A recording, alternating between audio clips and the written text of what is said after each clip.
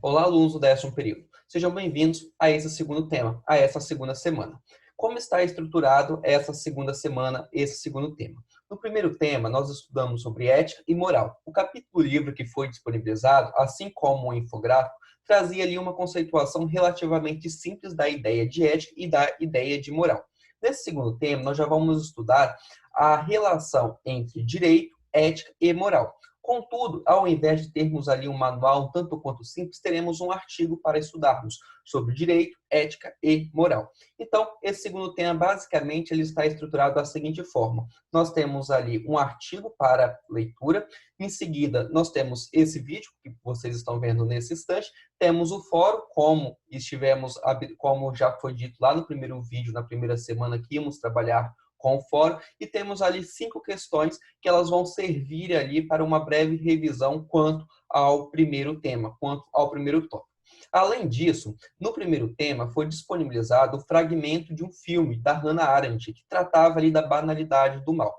Uma vez tendo a concepção de direito, a concepção de ética, a concepção de moral e a inter-relação, a relação desses 3 temas, na próxima semana, no dia 13 de agosto, nós teremos uma atividade síncrona. O que será essa atividade síncrona? Mediante ali uma webconferência, nós vamos discutir aquele fragmento do vídeo mediante a concepção de ética, moral e direito. Dessa maneira, é essencial que você assista o fragmento do filme, é essencial que você tenha lido o capítulo do livro referente ao tema 1 e é essencial que você entenda e compreenda o artigo que foi disponibilizado nesse segundo tema, nessa segunda semana. Então, essencialmente, no vídeo de hoje, nós vamos falar ali sobre a relação entre ética, moral e direito, o que vem ser cada um deles. Então, inicialmente, vamos ali conceituar cada um deles.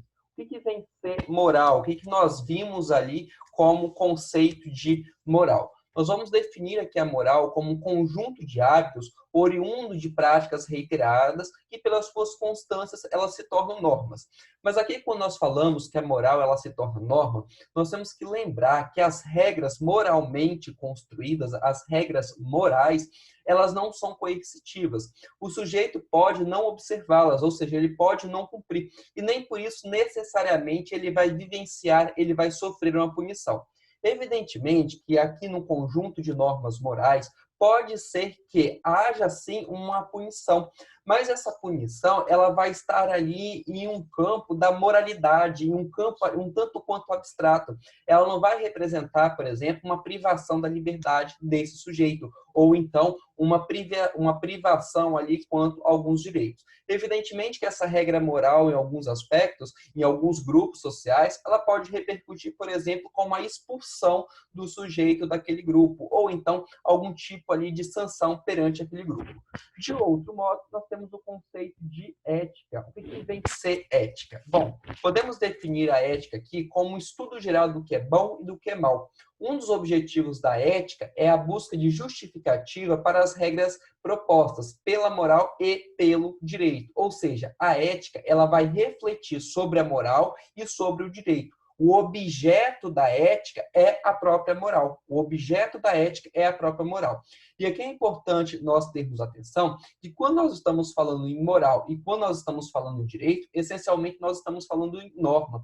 E quando nós estamos falando em ética, nós não estamos falando em norma. Nós estamos falando na reflexão, na possibilidade de refletirmos sobre as normas morais e sobre as normas de direito. Então, essencialmente, quando falamos em moral, estamos falando em regras, em normas que são socialmente aceitas, todavia, não existe aí, nessas normas, elas não são coercitivas. Por outro lado, quando eu falo em direito, eu também estou falando em normas. Já essas normas, elas são coercitivas, elas são obrigatórias. E a ética, ela vai refletir, ela é um ponto ali de uma possibilidade de reflexão sobre essas normas de direito e sobre essas normas de moral. Além disso, quando nós falamos em ética, nós temos que lembrar aqui algumas questões essenciais, algumas questões básicas. A primeira delas é essa que eu acabei de falar, que é o fato de que a ética tem por objeto a moral. A ética, ela vai discutir a moral, ela vai refletir sobre a moral. E é a partir dessa reflexão da ética, a partir dessa proposta de reflexão da ética, que vai ser possível ali a construção de uma alteração na moral. Essa regra da moral que ela foi construída ao longo do tempo, ela pode ser modificada mediante ali uma reflexão ética, pode ser proporcionada mediante uma reflexão ética, uma mudança ali nas normas morais. Também é importante aqui sabermos, termos a concepção de que a ética ela não estabelece normas, mas sim ela reflete sobre as normas, sejam as normas de direito ou então seja as normas de moral. Além disso, a existência da ética, ela pressupõe a autonomia do sujeito, ou seja, ela pressupõe que o sujeito, que a pessoa, ela tem a possibilidade ali de discutir, ela tem a possibilidade de refletir. Em razão disso, eu trago aqui uma frase do Bitar, que é a nossa referência básica da nossa disciplina. E ele vai defender o seguinte, que a existência de um sistema ético pressupõe um pluralismo ético, ou seja, dentro de um sistema ético é possível ali a existência de mais de um sistema ético, é possível a existência de mais de uma ética. Porque quando nós estamos falando ali de ética, de reflexão, nós estamos partindo do pressuposto que todos os sujeitos, eles são capacitados a refletir eticamente. Em razão disso, nós temos um pluralismo ético. Por outro lado, em razão desse pluralismo ético, nós temos ali a possibilidade também de conflitos éticos. A ética de um sujeito, ela pode vir a ter a ter um conflito ali, a divergir com a ética de um outro sujeito.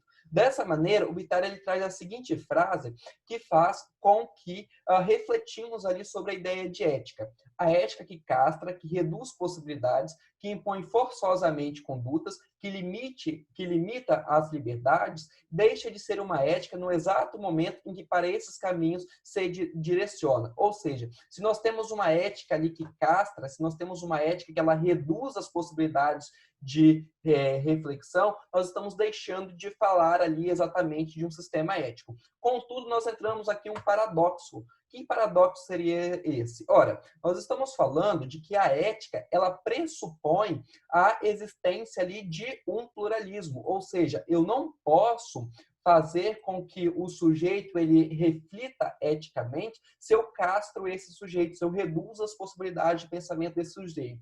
Então, aí surgem alguns questionamentos e surge um paradoxo. Como que eu posso falar, por exemplo, em um manual de ética, um manual de conduta e ética, se essencialmente eu estou saindo de uma ética reflexiva, se eu estou saindo aqui da possibilidade de ética e eu estou já direcionando aqui para o momento jurídico, já estou direcionando para a positivação.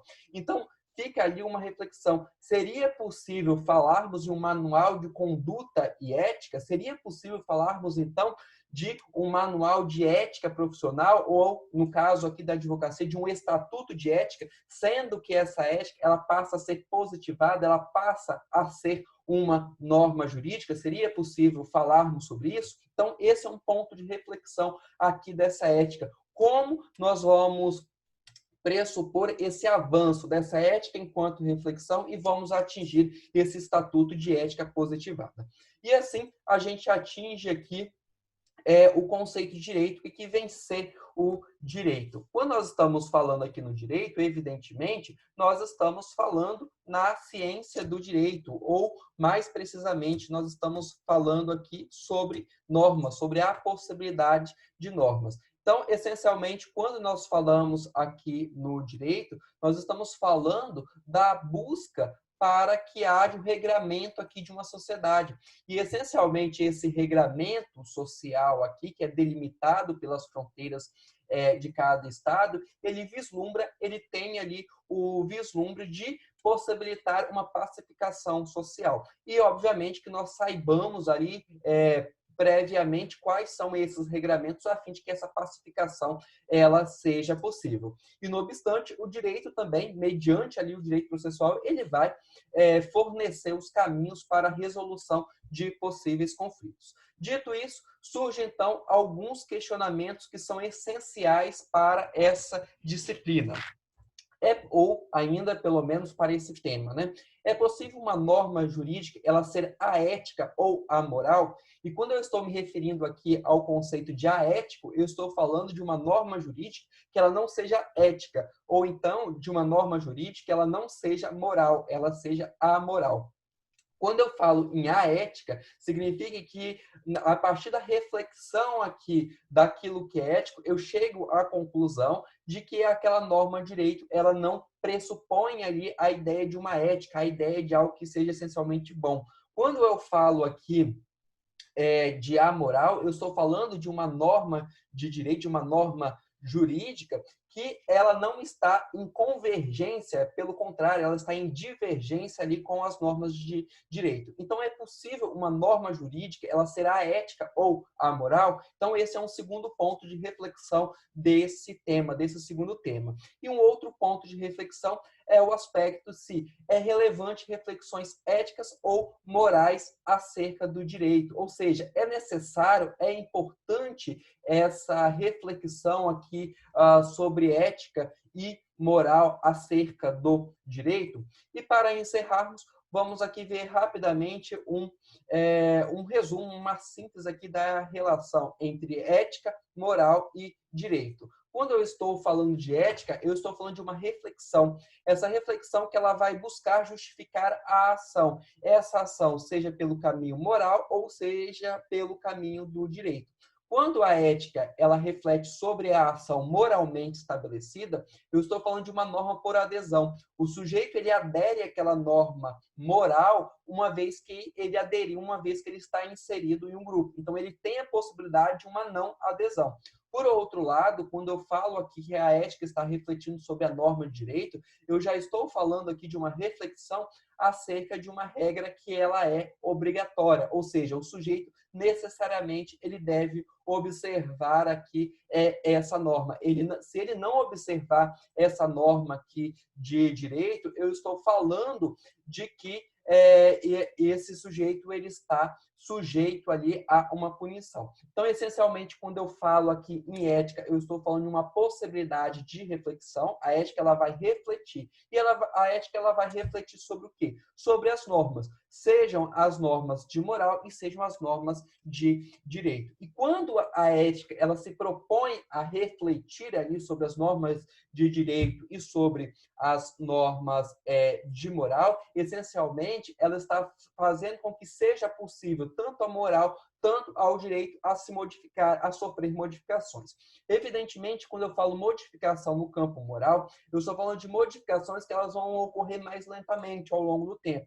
Quando eu falo em modificações no direito, essas modificações elas podem ser ali a curto prazo, haja vista a necessidade tão somente de um processo legislativo. Evidentemente, quando eu estou falando ali, por exemplo, do direito constitucional, de uma Constituição, é algo ali mais a longo prazo. Mas, do contrário, você tem algumas possibilidades ali de modificação um tanto quanto mais rápida. Então, para encerrarmos, uma breve revisão aqui. Quando eu estou falando de moral, eu estou falando aqui de um conjunto de normas, essas normas que elas não são coercitivas. Quando eu falo de direito, eu estou também falando aqui em um conjunto de normas, só que essas normas elas já são coercitivas. E quando eu estou falando de ética, eu estou falando ali na possibilidade de reflexão sobre as normas morais ou então sobre as normas de direito. Desejo a todos bons estudos e os aguardo para a atividade síncrona do dia 13 de agosto. Em breve, vocês irão receber o convite para tal.